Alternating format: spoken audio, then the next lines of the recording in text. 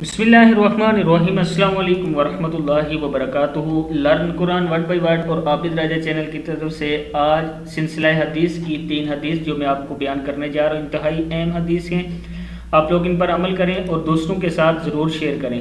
تو سٹارٹ کرتے ہیں۔ بسم اللہ الرحمن الرحیم۔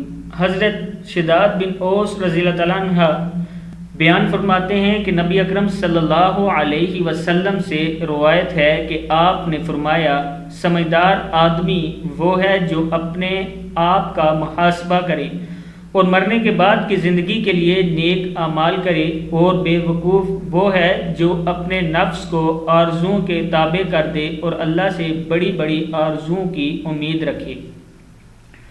اس حدیث پہ غور کریں۔ نبی اکرم صلی اللہ علیہ وسلم نے فرمایا کہ سمجھدار آدمی کون ہے؟ سمجھدار آدمی کے بارے میں فرمایا وہ اپنے آپ کا محاسبہ کرے اور مرنے کے بعد کی زندگی کے لیے نیک اعمال کرے، اور بے وقوف وہ ہے جو اپنے نفس کو آرزوؤں کے تابع کرے اور اللہ سے بڑی بڑی آرزوؤں کی امید رکھے۔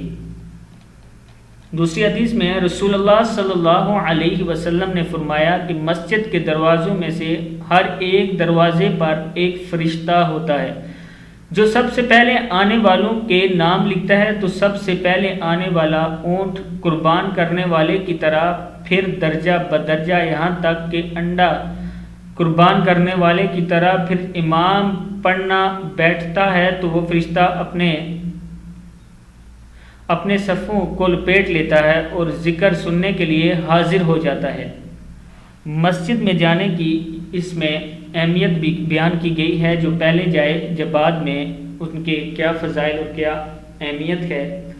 رسول اللہ صلی اللہ علیہ وسلم نے فرمایا کہ مسجد کے دروازوں میں سے ہر ایک دروازے پر ایک فرشتہ ہوتا ہے جو سب سے پہلے آنے والوں کے نام لکھتا ہے، تو سب سے پہلے آنے والا اونٹ قربان کرنے والے کی طرح ہے کہ اس نے اونٹ قربان کیا، پھر درجہ بدرجہ یہاں تک کہ انڈا قربان کرنے والے کی طرح، پھر جب امام پڑھنے بیٹھتا ہے تو وہ فرشتہ اپنے صفے لپیٹ لیتا ہے اور ذکر سننے کے لیے حاضر ہو جاتا ہے۔